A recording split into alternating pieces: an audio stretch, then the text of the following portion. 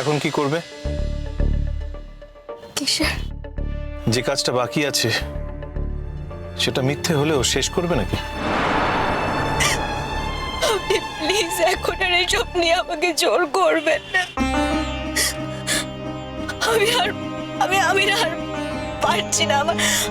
আমার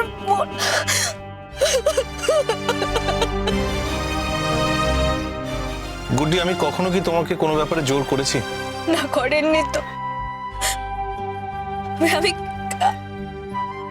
আমি কৃতজ্ঞ সেই জন্য। আমি ভাবছি বাড়িতে কি বলবো। আমার মনে হয় আপনার মাও আর চাইবেন না। কেন? মনে হয়। আর যদি উল্টোটা হয়, যদি মা চায়, যদি বাড়ির সবাই অপেক্ষা করে থাকে?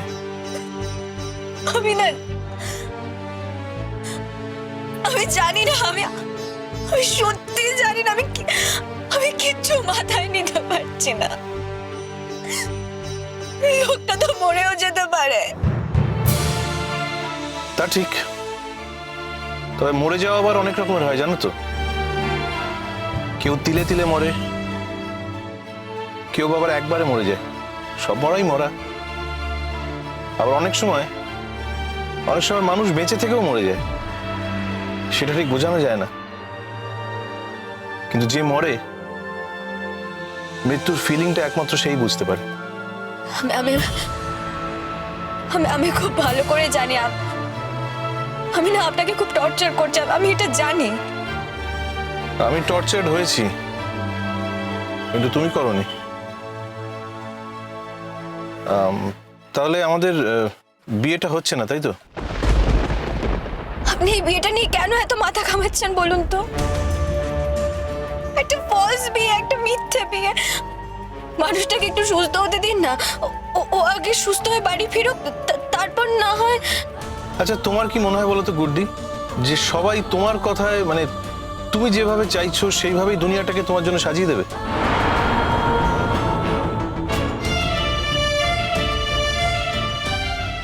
আমি যেভাবে বলেছি বা আমি যেভাবে ভেবেছি সেভাবে তো আর দুনিয়াটা সাজেনি। বরং দুনিয়া যেভাবে চেয়েছে আমি ঠিক সেভাবেই সেজেছি। আমার ক্ষেত্রে উল্টোটা হচ্ছে।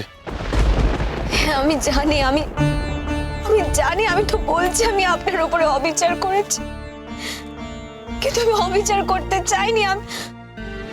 আমি তো আপনার কাছে যাইনি, আপনি এসেছিলেন। হ্যাঁ, আমি জানি, আমি এসেছিলাম। তুমি কেনই বা আসবে? তোমার তো আসার কোনো কারণ ছিল না। আসার মতো কোনো টান তোমার ছিল না, কোনো উপলক্ষ ছিল না, কোনো প্রয়োজনও ছিল না। আপনি প্লিজ এখন এই কথাগুলো বলবেন না, প্লিজ। আপনি বুঝতে পারছেন আমি মানসিকভাবে ঠিক নেই। আমি নিতে পারছি না এখন এই কথাগুলো আর। স্বাভাবিক। আপনি কি স্বাভাবিক বলছেন? এটা স্বাভাবিক? এটা যদি অ্যাক্সিডেন্ট হতো তাহলে একটা অন্য কথা ছিল। আজকে ও শুধুমাত্র আমার জন্য সুইসাইড করেছে। আজকে আমি আপনাকে বিয়ে করতে রাজি হয়েছি বলে ও এরকম একটা কাণ্ড ঘটিয়েছে। আপনি এই অবস্থায় আমাকে বলছেন বিয়েটা কন্টিনিউ করতে? আপনি প্লিজ আমাকে 2 দিন সময় দিন। 2 দিন বলছো কেন গুড্ডি? তুমি বরং বিয়েটা থেকে বেরিয়েই এসো। মানে শুধু শুধু একটা মিথ্যে বিয়ে রেখেই বা লাভটা কি? আপনি আমার উপর রাগ করলেন না? না না না না, রাগ করবো কেন? রাগ করার তো কোনো কারণই নেই। আমি তো সবই জানতাম, রাগ করার কি আছে? এক সময় না সত্যি মনে হয় আমার লাইফটা মিনিংলেস। বেঁচে আছি কেন? আমিও তো মরে গেলেই বেঁচে যাই। এত ভালো রেজাল্ট করেছো, এখনই মরে যাওয়ার কথা বলো না। কাল পরশুই তো তোমার অ্যাডমিনিস্ট্রেটিভ সার্ভিসের রেজাল্ট বেরোবে। দেখো, সেখানে হয়তো তুমি। আমি না অত কিছু জানি না, আমি বিশ্বাসও করি না আমি প্রথমবারে কিছু করতে পারবো। আর কিছু হলে তাতেই বা কি হবে? না, তাহলে অনেক দূরে চলে যেতে পারবে। আমি জানি না, আমি জানি না আমি কি করছি, আদৌ ঠিক করছি না ভুল করছি, আমি কিচ্ছু জানি না। আমি না সত্যি চেয়েছিলাম শিরিন দিদির সঙ্গে সেটি ভালো থাকুক। আর উনিও কখনো কখনো এমনই কাজ করতেন, আমার সত্যি মনে হতো উনি হয়তো সত্যি শিরিন দিদির সঙ্গে ভালোই আছে। গুড্ডি, তুমি মনের ভেতর ঠিকই জানতে যে উনি তোমাকে ছেড়ে ভালো থাকেন না। বিশেষ করে কখনো কখনো আমার সে ভুলটা একেবারে ভেঙে গেছে। ও এরকম একটা কাজ কেন করলো বলুন তো? কেন এরকম একটা কাজ করলো? পারে অনুজ তোমাকে বিয়ে না করতে পারে, কিন্তু তুমি যে ওর, এই ভাবনাটার মধ্যে একটা ব্যাপার আছে না, সেটাই আর কি। মানে ও এটা এনজয় করতো, আর এখন তুমি অন্য কারোর হয়ে যাচ্ছ, তোমার বিয়ে হয়ে যাচ্ছে অন্য কারোর সঙ্গে, যদিও সেটা মিথ্যে বিয়ে, কিন্তু ও তো জানে না এই বিয়ে যে তোমার হয়ে যাচ্ছে এটাই ও মেনে নিতে পারছে না। ওর খালি মনে হচ্ছে তুমি ওর হাতছাড়া হয়ে গেলে। চুপ করো না, প্লিজ চুপ করো না। আমি কি বললাম?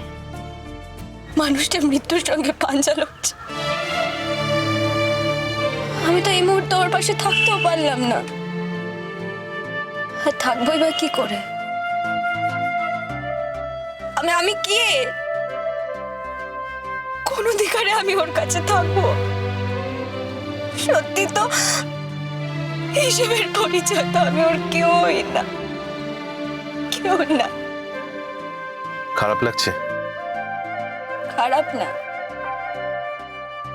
খারাপ ভালো দিয়ে কি এসে যায় বলুন তো? সত্যি তো এটাই, আমি থাকতে পারলাম না ওর পাশে। ওর এই সময় আমি ওর কাছে থাকতে পারলাম না। জানেন তো, আমার না মনে হয়, আমার খালি মনে হয় আমি যদি ওর কাছে থাকি না, ঈশ্বর হয়তো ওকে আমার থেকে কেড়ে নিতে পারবেন না। ও ঠিক বেঁচে যাবে, ও ঠিক সুস্থ হয়ে যাবে। আমার খালি এটাই মনে হয়। তাহলে এখন আপনাকে আমি একটা কথা বলতে পারি? আপনি যদি রাগ না করেন। বলো। আমাকে একটু মন্দিরে নিয়ে যাবেন। কোন মন্দিরে? যে কোনো মন্দিরে। আমি না শুধু এখন একটু ঈশ্বরের কাছে বসতে চাই, আর কিচ্ছু চাই না। বুঝতে পেরেছি, প্রে করতে চাও। আর কি করতে পারি বলুন? আমি শুধু প্রে করতে চাই, মানুষটা যেখানেই থাকুক, যত দূরেই থাকুক, ও যেন বেঁচে থাকে, ও যেন সুস্থ থাকে। একটু নিয়ে যাবেন আমাকে। এত ভালো কাউকে বাসা যায়? ভালোবাসি কিনা জানি না, তবে একদিন বিয়ে হয়েছিল তো, আমি ওকে আমার স্বামী বলে ভেবে এসেছি। আমি জানি না আমি ভুল ভেবেছি না ঠিক ভেবেছি, আমি কিচ্ছু জানি না। আমি শুধু জানি এটাই সব থেকে বড় সত্যি। আজকে দিনে দাঁড়িয়ে ও যখন মৃত্যুর সঙ্গে লড়াই করছে, আমি ওর কাছে থাকতে পারলাম না।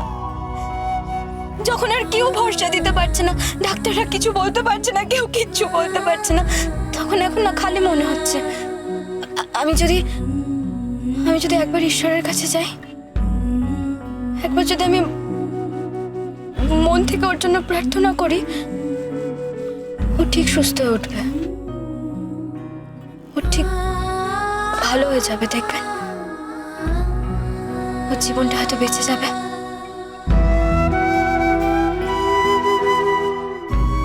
নিয়ে যাচ্ছি, চল। good